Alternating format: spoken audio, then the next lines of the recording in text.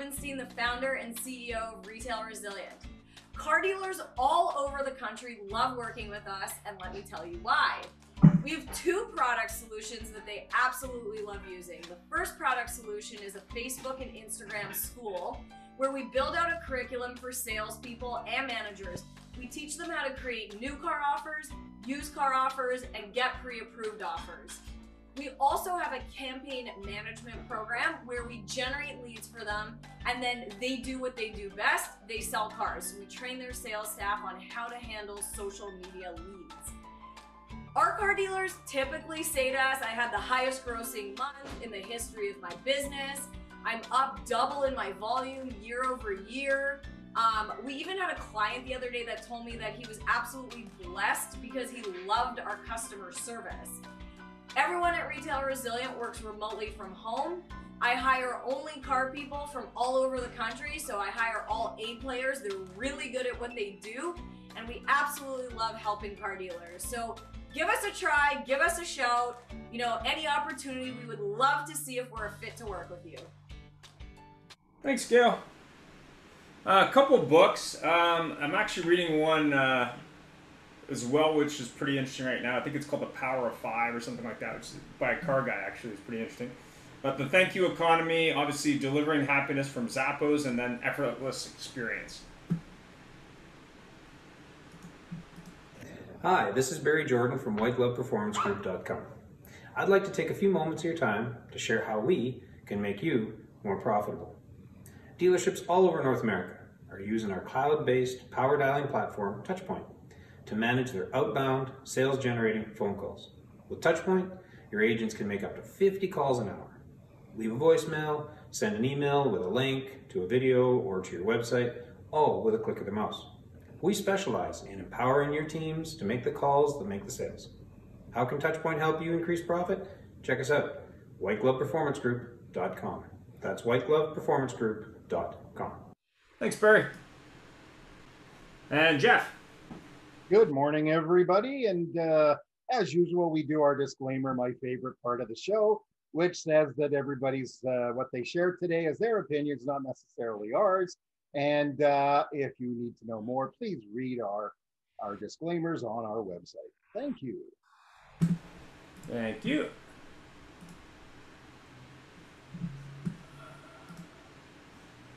Now for John. In a busy dealership environment, finding time, ways, and means to maximize sales potential can seem overwhelming. And that's where we come in with the Performance Management Partnership, a unique and proven solution to help you increase sales and market share. The program includes needs-specific skills training, coaching, mentoring, and counseling. By focusing on critical factors, behavior goals, outcome goals, and performance-specific analytics, we help you build an effective, high-performance sales culture. As your team increases sales by an average of just 1 or 2 deals per month per sales rep, the math will speak for itself. For example, 2 additional sales times 6 sales reps over 12 months equals 144 additional sales per year. Multiply that by an average front and back end gross of $3,000, and you just made an extra $432,000. We've helped dealerships achieve closing ratios as high as 51.9% and volume increases as high as 43.7%. And we do this with the program's ongoing support, weekly phone conferences, monthly on-site meetings, and precise feedback targeting specific needs. Call us to learn more. Thanks, John. And this is the month-end show. So go ahead, Jeff. Oh, thank you, Ian. Well, it's a month-end show, and as we find, especially a month like this, where the end of the month on Wednesday is actually the end of the month, unlike one that ends on a Friday, and the manufacturer lets you extend everything over Saturday and Sunday. The office isn't open. Everybody panics. So rather than push the envelope and get people on to say things, we have our patented about 3 or 4 times a year. We do the Ian and Jeff month end show, and we talk about a variety of topics. And this show is basically about the customer experience, as you may have guessed from the video. And it's very interesting from my position on this. I take a look at that and in the car business, so many times, even though we've gotten so much better, so many times we forget about that. We've been through a pandemic and we're saying, oh, we got to do extra things. And then we fall back onto our own things. And Ian and I were talking this morning, actually, we send out our emails for the show and we get a whole pile of autoresponders. It seems that people are going on holidays again. And one particular dealer principal, who shall remain nameless, I get their automatic responder. And the responder says, I am away till July 2nd. In my absence, if it's urgent, please contact so-and-so. All emails sent before July 2nd will not be viewed and will be required to be resent. So if we compare that to that gentleman in the video, how many people do you think, internal, external, got that email and had a warm fuzzy? It's told, you are not, Ian's favorite line, you are not worthy. Yeah. I am me, I am King me. I run my empire. I am Napoleon. And therefore, you will come back when I want. And if I'm not important to you, I couldn't care less because you ain't important to me. Yeah, it was really interesting, that email. But also, I happened to be on listening to a show on the weekend. There's a podcast at 6 a.m. West on Saturday where Brian Benstock speaks to between 700 and 1,100 people. And there were some celebrity guests on, including one that everyone probably knows in the car business. But the thing that was kind of funny about it was, I guess someone had called him and said, oh, did you want to upgrade your plane? And he said, well, I don't really need to upgrade my plane, and I have a meeting, so I don't know if I can come look at it. But, oh, I also have a helicopter. So maybe I'll go with my helicopter to go look at this plane that I don't need. And I'm sitting there going, really? Like, this is a guy we're spending time promoting? A guy who's got this much just stupid in his life? It was just hilarious to me. But more importantly, what really surprised me was just the fact that he was getting kudos for this from the group. I was just like, wow. So I guess I had a question both for Barry, Troy, and John, since they're the three amigos on the call with us, in terms of what you've learned about customer experience as you've trained it, whether it be from a call perspective or a training perspective or a CRM perspective. So feel free to speak, whoever wants to go first. I would just say really quickly that it's all about the delivery of the customer service. It really is, and we're all in that business, and how we interact with our clients, how we interact with our prospects is all of it. It's really not even sometimes about the product. It's about how we interact with them and how we provide that service. And I think all five of us on the call this morning would agree with that. But anyway, that's just off the cuff this morning. So what's your opinion on how a dealership, whether they use your services or whether they do it internally, can improve that? Like, where would they start? Well, and it's funny, but I'm a big believer in the hospitality industry. I really am, and how they provide, like the video you had, both Michelin-starred restaurants, that one provided an amazing experience and one just provided good food, and it just leaves a different flavor in how the customer experiences it, and it doesn't matter whether you're in a brand new $20 million building or whether you're in some old unimaged building that doesn't provide all the best leather and all the best optics and all the best graphics in the service department, but they really do provide an amazing service experience. It's all about that. I don't, and you can feel it when you walk into any building, whether it's a restaurant, a dealership, or anything. You can feel it. Thanks, Barry. John? Well, I've got a customer experience story that I'd like to share with you. It happened a number of years ago while I was still managing a dealership prior to getting into my own business. And so it was a busy Saturday, and this young couple drove onto our lot. And all the salespeople were busy with clients. So I chose to go out and meet them and greet them out on the lot just as they were getting out of their car. I explained to them that I was the manager and that I would help them along until such time that a salesperson became available. And at that time, I would update the salesperson, introduce them, and let them continue from there. As it turns out, about an hour and a half later, I hear chuckles, giggles, laughter, shaking of hands. A deal is done, and the people leave happy. So I asked the salesperson, I said, Paul, it appears that those people really had a great experience, and how did all that unfold? He said, well, it actually started with you going out to meet and greet them. I said, well, what do you mean? He said, well, they were at 2 other dealerships prior to coming to ours. At the first one, when they drove on the lot and got out of their car, no one approached them to talk to them, and they were very visible. He said the second place they went to, there were a group of salespeople outside on the lot having a cigarette, and obviously it was someone's turn or opportunity.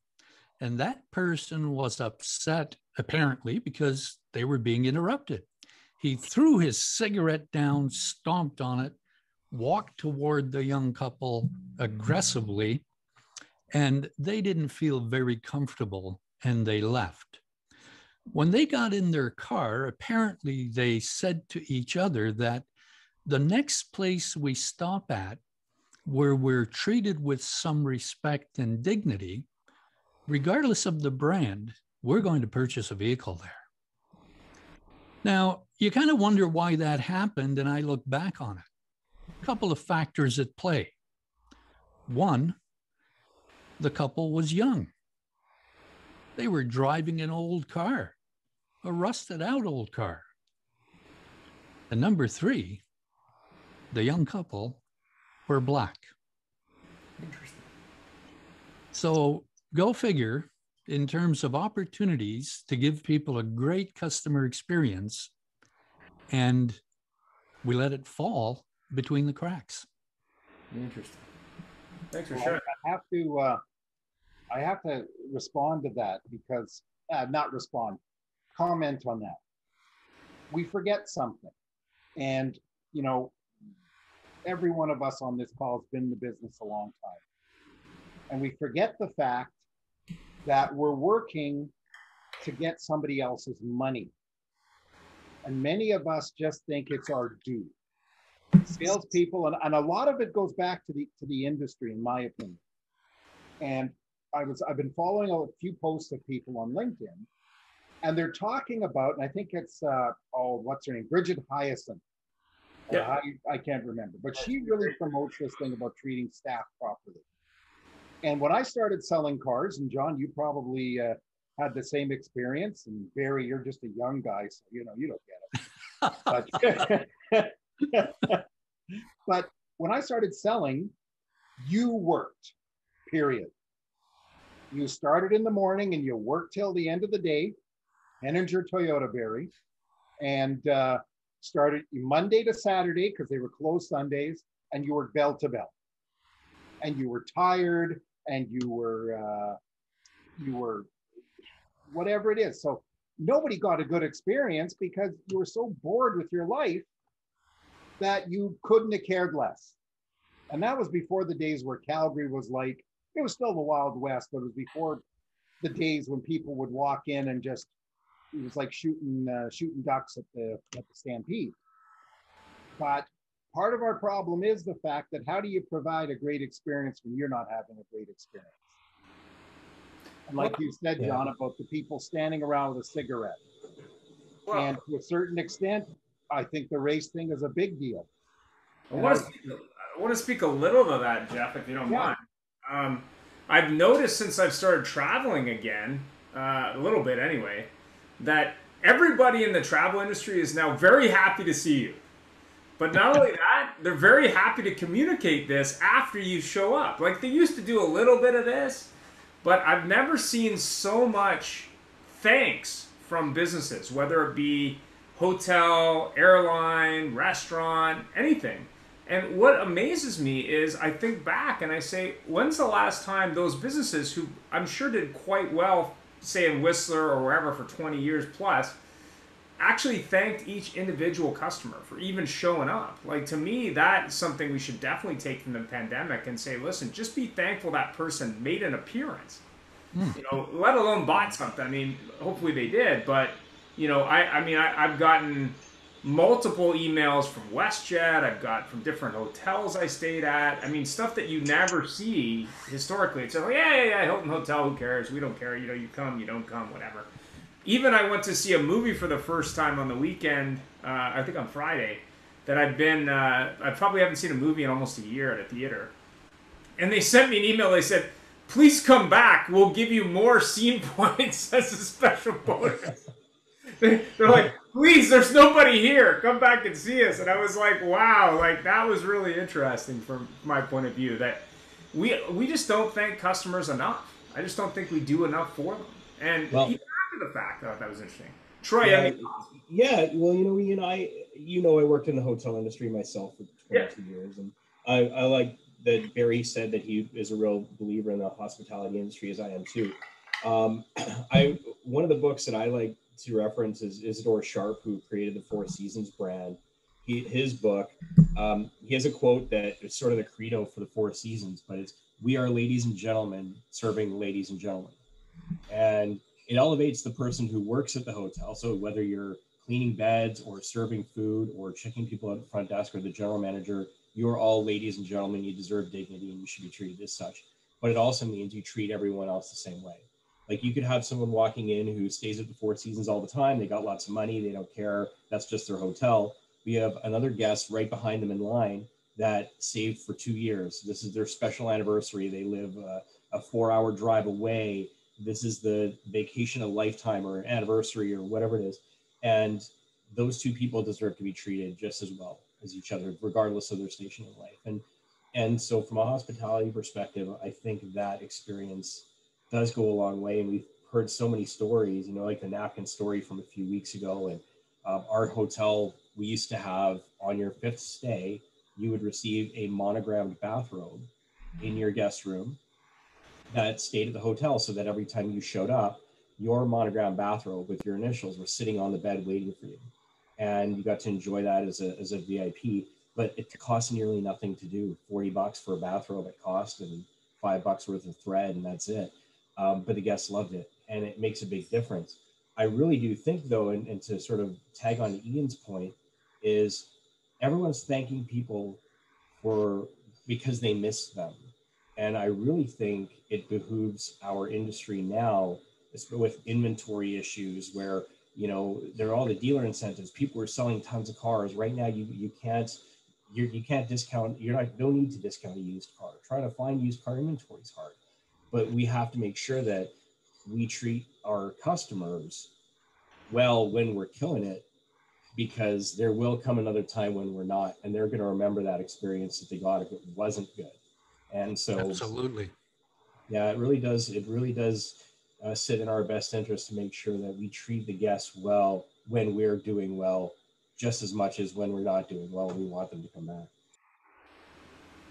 Yeah, I mean, I think when you look at best practices from the pandemic, I mean, I think this is one that, you know, some dealers had a lot of time over the first couple months at least, but how much of that time, and more importantly, how much of that money that they made over the last year have they reinvested in upgrading their staff, like upgrading their experience? Maybe not the building or the furniture, but, you know, going, hey, like, I've got these young, eager salespeople who are now making a good living, but, you know, eventually things will go back to the new normal, and probably they're going to have to upgrade their skills to experience customers. I mean, I did a post this morning because as I see more and more electric car companies enter the market, Rivian, Lucid, others, I mean, there's a finite amount of customers. So there's all kinds of competitors, whether it be Carvana or Kazoo or whatever, but there's also all these electric car companies. So let's say eventually you have 20 electric car companies, you have 10 online retailers who sell cars, plus maybe Amazon and Apple pile on.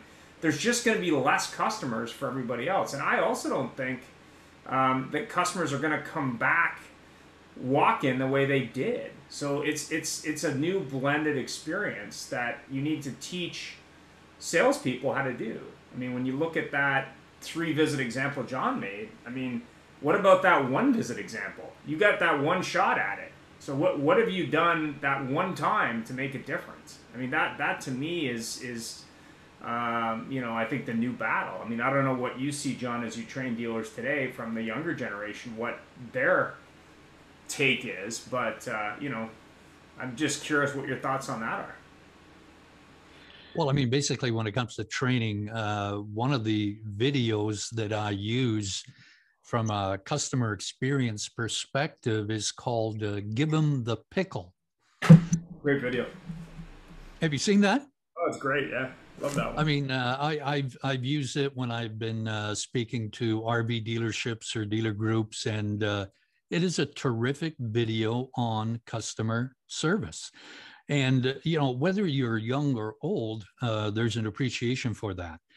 The other thing, of course, that I try and get across to people is that, just put yourself in the shoes of the person that's coming in to the dealership or calling in or, has filled out a form. How would you want to be responded to, right? Treat others the way that you would want to be treated given the circumstance.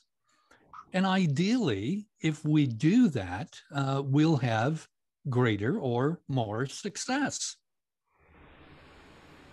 Something, it's not limited to, silly things are not limited just to the car business, obviously. No. And you reminded me of something that was tremendous and on the bad side. My wife likes to, how would I say it, buy things. No. She's a very, very good at it. And I don't mean that in a snide way. I mean, she can literally pick up a $700 coat for $110 from the brand that sells it. But we're walking down quite a trendy shopping street here in Vancouver. And the store closes at 7. And it's 10 to 7, and she's got something to return. And she goes to walk into the store, and the girl at the front says, "No, ma'am, you can't come in because we have a full store." Okay, and it's COVID protocols, etc. So 2 ladies leave, and she goes to come in, and she says, "You do know we close at 7 o'clock, don't you?"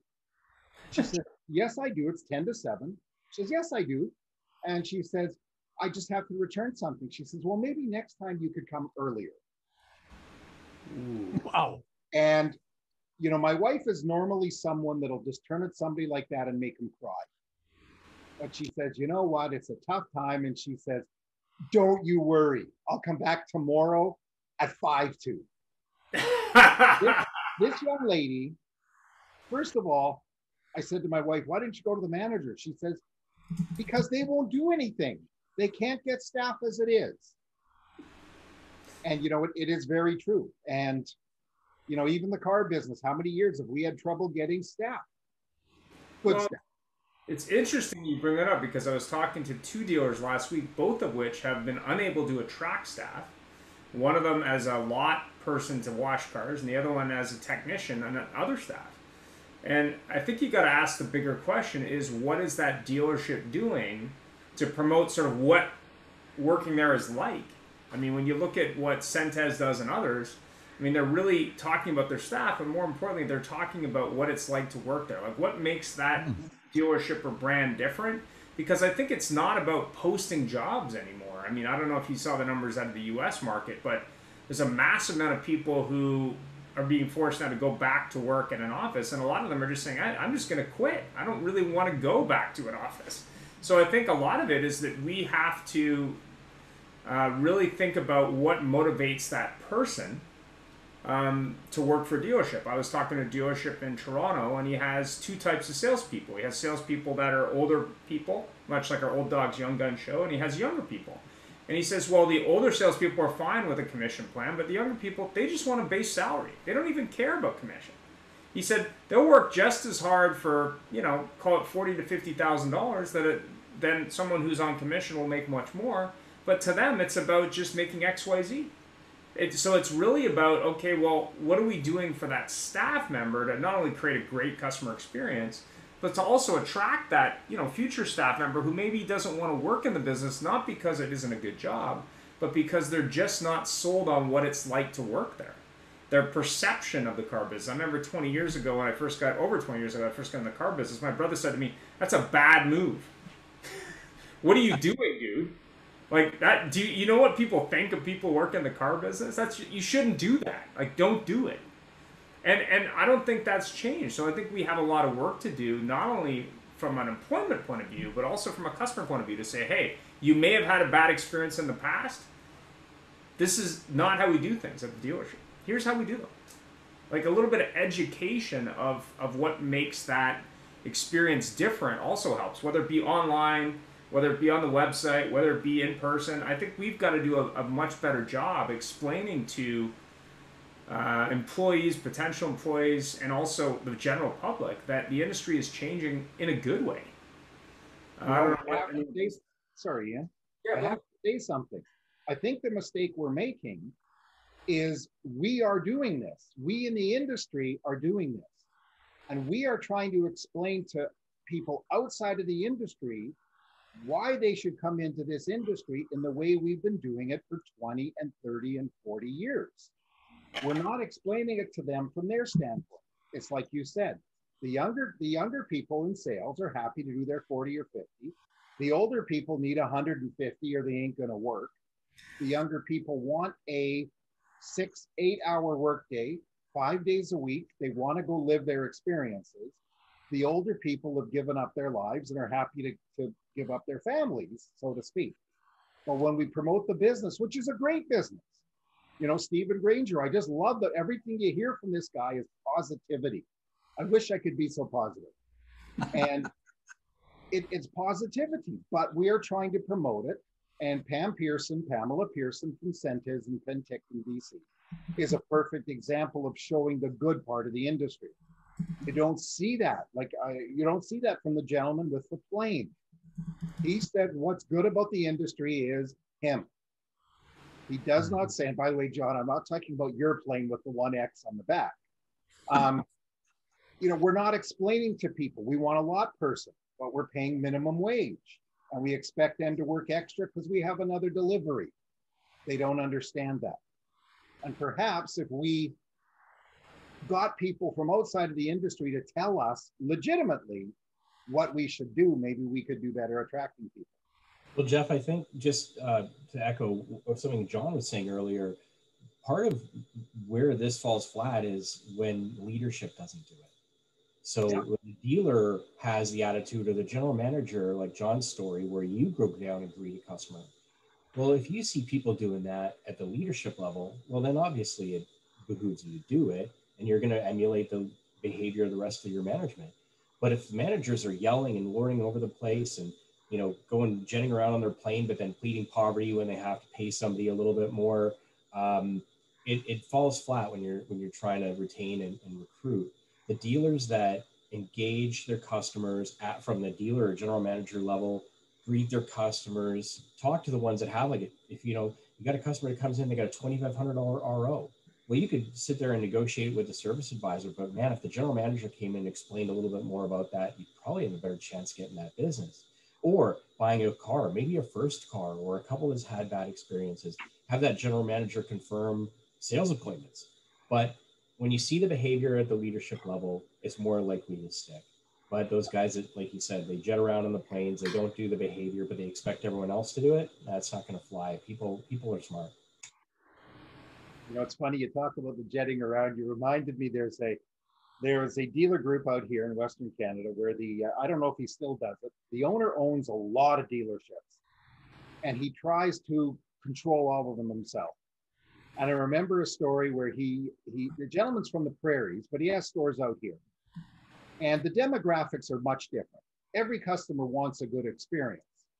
But there's a gentleman here, he flies into town, goes to his store in a municipality that has a very large ethnic background, which in Vancouver is common.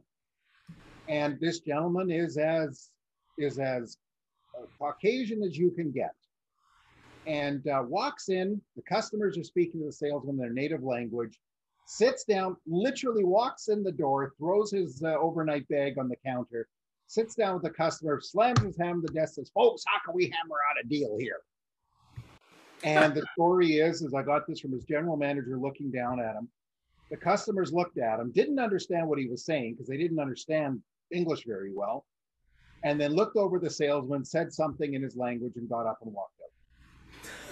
Where the owner, after that, took the salesman upstairs, sat him down in front of the GM, and ripped him a new one. Wow. And you know what? It's a case of no long, it's me. It's about them, not me.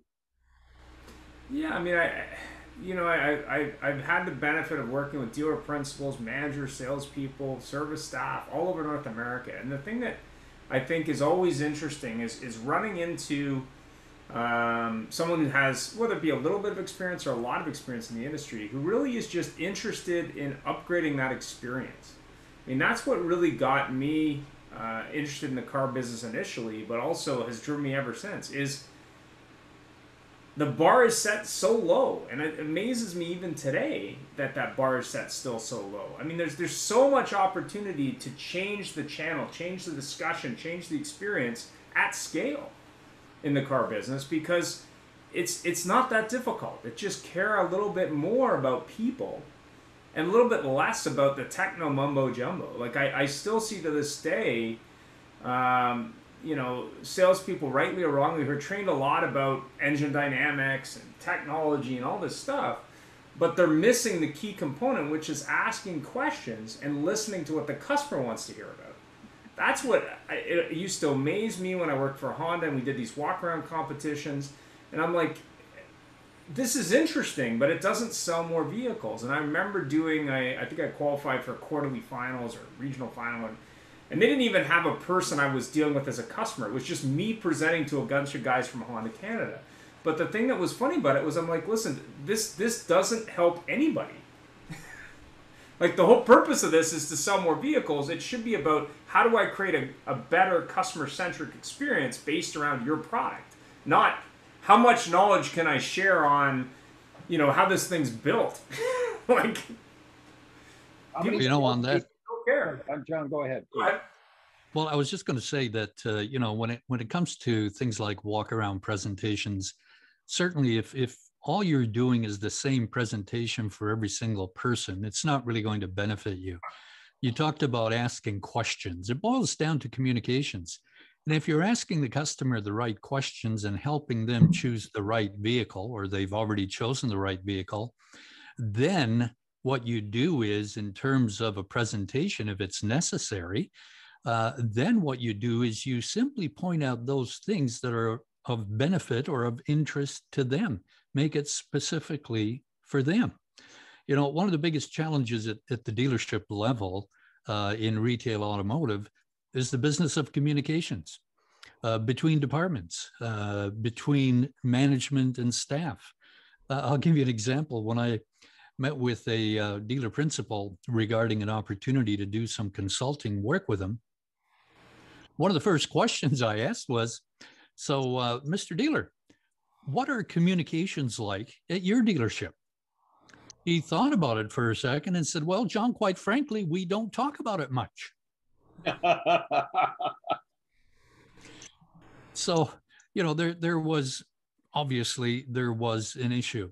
The other thing about bringing new people in, it's not a matter of us not being able to get new people. I see dealers getting new people all the time. The sad part of it is, it's like, if you recall Seinfeld, the episode where he had a reservation for a rental car. And of course, they didn't have a car. The point I'm trying to get to is, we can get people to get into the industry, but how do we get them to stay? And one of the areas that we do a very poor job of is onboarding and then supporting the individual in their growth. So it's funny on this conversation. I find it anyways. I use this example a lot in what I do, and a big part of it is when I go to a dealership and I meet somebody who's making $150,000 a year, selling some cars, doing whatever they're doing, and they are not following a process. They're doing whatever they want to do. They're calling their customers when they think they should be called. They're not doing anything on any kind of formula. But then you go to the gas station and the guy standing behind the counter, when you walk in there, is telling you how the windshield washer is on sale and the chocolate bars are 2 for $1 or whatever the case may be. And he's making 20 a year. So that somehow somebody's managed to train this human being to say, every time a customer comes in, make sure that you tell them about the washer fluid sale, make sure that they know the chocolate bars are on sale, make sure that they know that if they buy a bag of chips, they get a can of pop, whatever the case may be. But this other guy who's making all this money in the world, that's treated like a superstar, isn't doing anything that the dealership wants him to do. He's doing it completely on his own schedule and his own timeline. And so we know it can be done, because you could take the person out of the Shell gas station and put him on a sales floor and say, just do this with every single customer. And you don't have to pay him 150. He's quite happy not making that. So we know that there is a way around it. We just keep thinking that we're going to hire these people, paying a lot of money, sit back and say, okay, go sell me a bunch of cars. I don't think it's sustainable. You know, one of the issues I think that you know, we need people like Barry and John and some of the sponsors of the show as trainers, because if you think about your example, Jeff, of the dealer who just walked in and threw his bag down, a lot of problems with dealers, especially people who are generational dealers, is they have never bought a car. I'm not talking about buying it from an auction or buying it from another dealer or from the OEM. They don't remember what it's like to be stressed out. You're with your wife, you know, you park a block away so they don't see what you're going to trade in. They're sitting and just white knuckling it on the way in because you don't know if you're going to get credit approval. You talk to each other to make sure, hey, listen, this is the maximum we can spend. This is the maximum payment. Don't let them try to sell us anything else. And they walk in all scared and defensive and worried, or maybe they had a bad experience at 3 other dealerships before. But dealers just don't remember that. They say, I got the best cars. I got the best store. Buy cars from me. You're dumb if you don't. And, you know, teaching process all day long is great when you have professionals who know how to teach the process. But when it's the dealer teaching the process and they haven't ever done the process or experienced the process, It's an issue. It's an issue. Like hoteliers stay at other hotels all the time and they experience it like a guest. Car dealers almost never go to another car dealership to buy a car. So they will never experience the experience they're trying to sell. And that's a very unique to this industry. You're very right with that. And you actually mentioned something too there that you just said about parking your car a little bit away, or you don't want to see what you're trading. You're a little bit stressed. You're, you know, a little scary. I do have to say that this latest trend of the biggest, the fanciest, the coolest building is also affecting customers. I've been in the business a long time. I'm a car guy. And I'm sorry, I'm not going to walk into the dealer unless I'm trying to flog something. The 200,000 square foot showroom with the sushi bar, I don't want to go in there. I personally feel a little bit intimidated, and I ain't buying a car. Can you imagine the poor schmuck that's going in there, that's been turned down at 2 other places, and goes in and literally sees this place that is numbers they probably can't even understand. They spent so much money on it. And It is intimidating. The process is intimidating, and now the building's intimidating.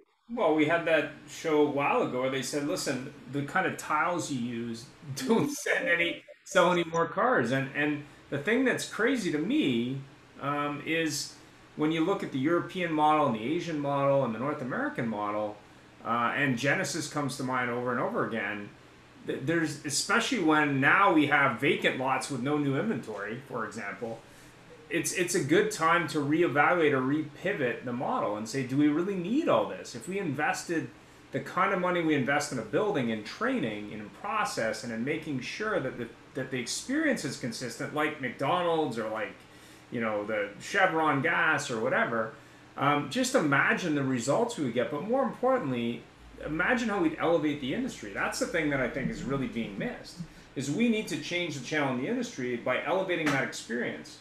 Right, and I think some brands do it better than others, but coincidentally are also the brands with the fanciest stores, which I think is how they justify it. Like when you look at what Mercedes-Benz built here in Vancouver a couple years ago to sort of, to mirror what Brian Jessel and the boys have built.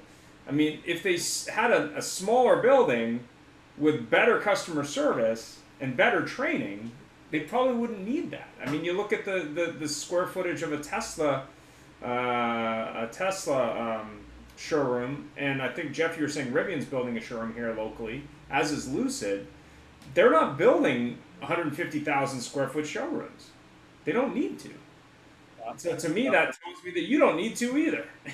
It is so true that we, again, it's almost a case of where we have an incestuous relationship with ourselves. Because what we're doing is we're not building the building the customer wants. Now, I argue a little bit with Ian because I believe a Mercedes-Benz customer wants the fancy building. They want the shoe shiner. They want the valet parking, perhaps. I'm not a Mercedes buyer. Yeah. But the Toyota buyer, I'm trying to think of who else here just keeps building showrooms. The a mini buyer doesn't want that. Maybe a decent model. I mean, I think it's a little better than their older models, but again, it's, what do you really need to sell more vehicles, building wise? I think right now you need more vehicles. Oh, true, but I mean, I think if you look at this smaller footprint of these stores today, and you see some of the examples now where dealers are now having locations in malls and other places, but realistically, I think it's just a question of what does the customer want? Like, what is important to the customer? I mean, what does that say to the customer? Mercedes? I don't know. I'm not a Mercedes guy, but would the customer really care if the building was 1/3 that size or 1/2 that size? You could be right. I don't know.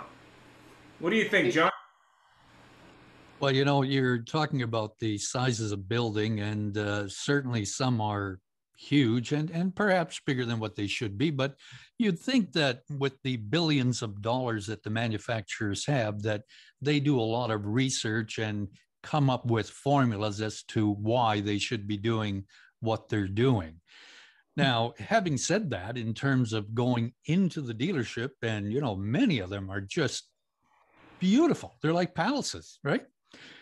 But here's a challenge. Many of them don't look at, you drive onto the lot, they've got this massive building, but they've got no parking for customers.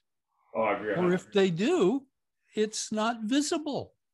And what is the parking spot beside the front door? Normally for the dealer principal. No, I'm just kidding. Yeah, the sales rep of the month. It's phenomenal. And you're right, the parking is atrocious on every new dealership, every single one. And what's interesting is if you go back, and I'm going to make the numbers up, but you go back into the 50s or into the 60s or whatever, the showroom held a very important purpose in the purchasing decision. People had to come in and had to look at it. They had to be told about it, and they had to see it and touch it and get emotionally attached to it and all the other things that go with it. And I think we're thinking that is probably more important than what it is today. John, you were talking about the walk around, but really and truthfully, most things about that vehicle before you even get on the lot. You're virtually showing up to buy a car today. Like when we look at these showrooms in 10, 15 years, we're going to wonder what in the world were we doing with this real estate? And what are we going to do with this big, massive space that is empty now because everybody's just click and buy and deliver? So, I think the manufacturers are very prideful when they can say, look at our dealer network, and the way that a lot of dealer principals get a point these days is they promise them this big, amazing Taj Mahal that they're going to build, and they'll like, oh yeah, no, I got 6 acres of land. I'm going to put up this huge building for you, and it'll be this and it'll be that. And the OEM goes, oh, okay, then you get the point. And it's not about, okay, what's your customer service? What's your Google rating? None of this stuff. The manufacturer doesn't care. They just care how big a building you're going to put up for me. How shiny is it going to be at night? What's it going to look like? Can you see it from the highway? That's all they care about. So until that changes, we're stuck in a loop. And I meanwhile, do want. go ahead. Oops. I just want to go back to Barry's point about walkarounds. And one of the things that I'd like to share is when you talk about people coming in and not necessarily, and not you, Barry, but, some people saying, well, you don't necessarily have to sit in the car because you learned all about it online, etc. I'll share the story. I was doing a training session at one of the hotels at the Halifax airport.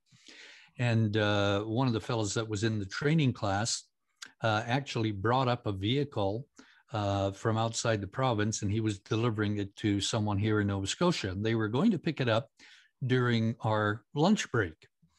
So when he came back into the class, I asked him how the delivery went, because the lady's son purchased the vehicle for her online.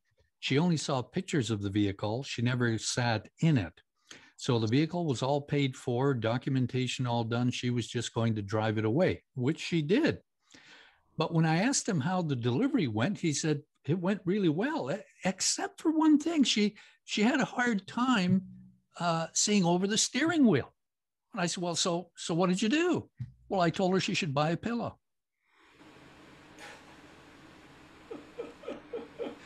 In other words, this person ended up buying a vehicle that didn't fit her physically. So it's really important. And I caution people about buying vehicles online. Not that there's anything wrong with that. It's just that you want to make sure you're able to fit into that vehicle, right? And I think it's a solid point, John. But I think that, if you're anything outside of somewhat average, you're going to know if you typically fit or don't fit. If you are slight in size, you probably should be aware of that. If you are 7 feet tall, that's going to be a consideration. Most vehicles are designed to fit most people.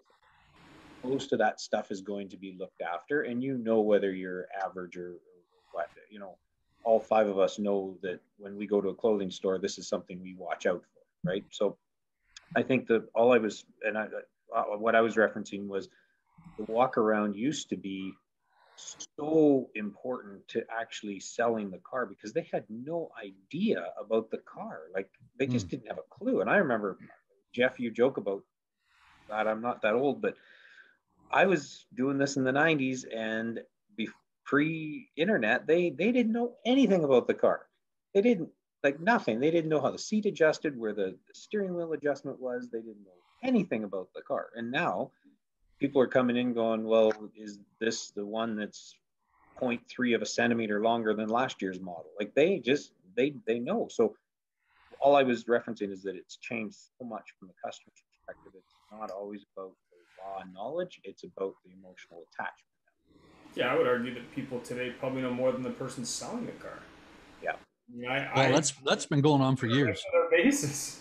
It's like, but on John's story, here's where the fault lies. The fault isn't with purchasing a car online, which is being done, and we can't do anything about it. Absolutely. I think the fault is this person put their wants and desires ahead of the customer. Now, the customer has always been not the person who paid for the car. The customer is the person using the car. And in this particular case, he wanted to get it delivered and get back to doing what he wanted to do more than he wanted her to be happy. Because, John, I can almost guarantee, following up on that, if he ever did, they either got rid of the car or they got a hold of the management of the company and says, I need to get out of this car. Because she's not going to be happy. Oh, she's definitely not going to be happy. Yeah. And I remember one of my salespeople at Toyota that screwed up so badly with an older woman. She traded in her Yaris for a Prius, the Prius C. She wanted the car. I want a Prius C. Good salesman, experienced salesman, very good with customers. She took the car. It took 3 hours to do. She came back and picked it up. She was very happy. Came back 3 days later to service because there's a problem with her car, and it kept stalling at the light. Now, those of you who know Priuses, and now most of the cars in the market today, they have stop start. She, 2 weeks later, traded it back in for a Yaris because she couldn't get her head around that. Yeah. And I firmly believe the salesperson didn't spend enough time with her, didn't spend enough time letting her drive the car to understand that. Now, maybe he did.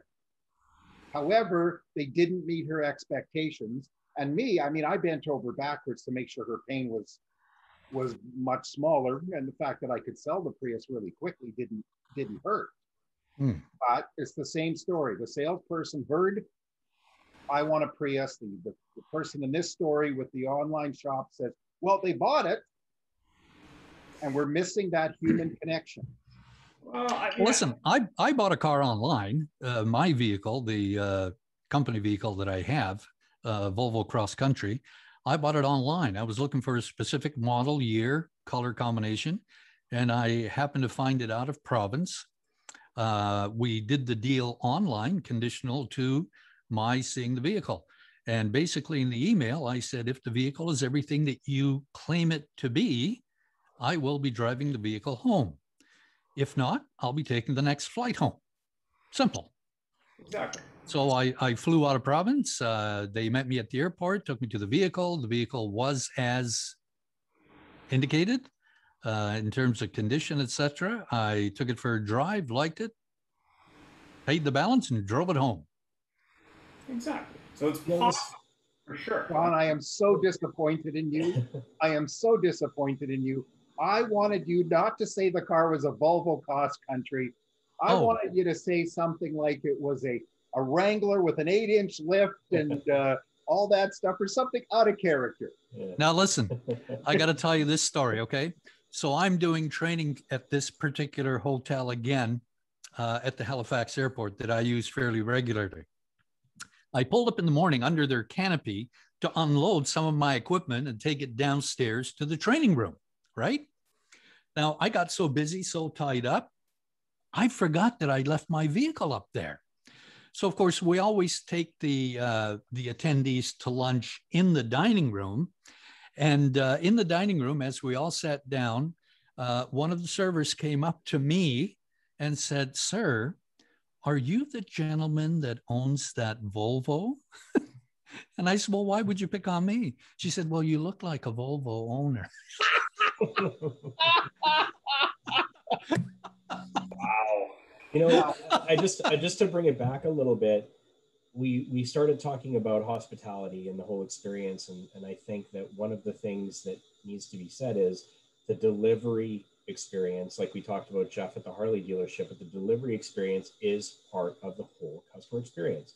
If when you get your vehicle, if the vehicle, when you go to pick it up, and Jeff, or Ian, you've seen this, where the vehicle's up, it's stage lit, it's under a black satin cloth, and you go to reveal it, and then you get walked through and you just buy into the whole thing. I really do think that had the delivery experience been as good for that lady who didn't learn about the start stop, it wasn't necessarily the sales job to sell it as a feature of the car, but certainly at the delivery experience, and to bring that delivery as part of the whole experience into it. I mean, I don't talk about how I bought my Harley. I talk about how I got delivered on my Harley. Yeah. And that's important to remember, that it's end-to-end customer experience, not just buying the car online, not just sitting in the car. It's everything about the dealership, including fixed stops when you go to get it fixed later. Yeah, I mean, when I worked at Richmond Honda, we had delivery specialists who just did deliveries for us. And I recently got a vehicle at an open road store, and they have the same thing. Now, there's pros and cons to it. There's pros in terms of that they do it all day long, and they know how to do it, and they get it. New, used, it's all good. The con is sometimes the salesman disconnects, so they're not around. Like, I always made sure I was around to touch the customers many times as possible during that, even though I wasn't doing the deliveries in a lot of cases. The reason is it's still a relationship between the salesperson and the customer. The delivery special, I think, is a great tool for large dealerships because you're consistently getting that level of experience. And they can spend an hour with the customer and it's fine because they're paid to do that. But I think to your point, when you look at, there's a guy at Toronto, I think he works at a Porsche store. He's got, he's always got these photos of the delivery with the couple, like, you know, with the thing on it, and then after they get it, and this and that.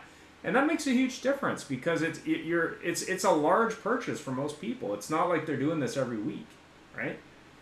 But you know, we've always said the problem, and I don't like delivery specialists because the person buys the salesperson. The customer does not buy the car, they buy the salesperson. True.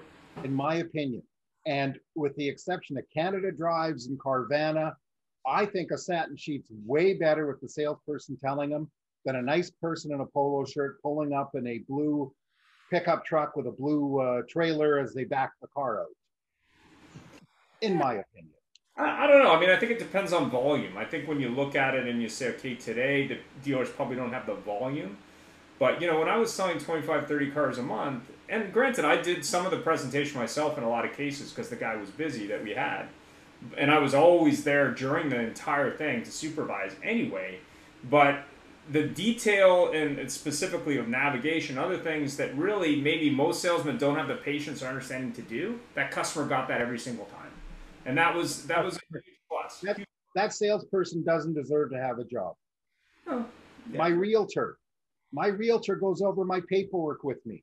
My realtor goes to me picking up the house, doesn't hand me the keys, although most do, and say, enjoy. They walk through the house and say, is there anything I need to explain? Because I have experience with all these different appliances. You know, I mean, I don't have to worry, but most of you do, except for Ian. You know, I don't want to turn on my oven and have boom in my face because I didn't know how to turn it on. Same thing with the car. Even though you've got a delivery specialist, it's a canned pitch. They don't know the customer. They don't know what's important to them. They don't have the time to get to know them. And maybe that customer does not really care about the, you know, showing them how the auto park works because they don't trust it. I had a better experience buying a used car from an off-brand dealer than I did at a franchise dealer of that same brand. So that's happened. Everything I need to know. Now, I think to your point, Jeff, perhaps what we need to do as an industry, and although it'd be a little challenging, is decide on whether the model that we're using is going to be a relational model of selling or simply transactional. Yep. And there's a place for both. Don't disagree there. Yep. Well, and I think actually, John, I agree with you because the confusion is we pay our people on transactional, but we want to be under the illusion that we're working on relationships. And the two do not speak to each other. You can't say to me, okay, I'm going to pay you 25% of everything you kill.